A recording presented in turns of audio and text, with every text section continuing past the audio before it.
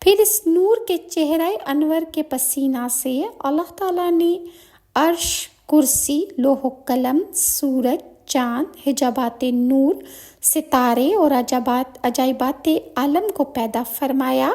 پھر اس نور کے سینہ کے پسینہ سے تمام انبیاء و مرسلین، علماء کاملین، شہداء و صالحین کی نیک روحوں کو اللہ تعالیٰ نے پیدا فرمایا۔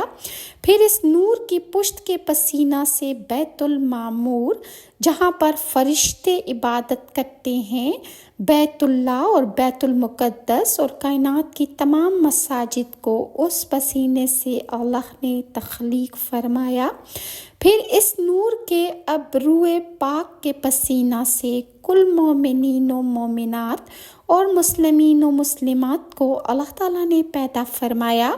پھر اس نور کے قدموں کے پسینہ سے اللہ تعالیٰ نے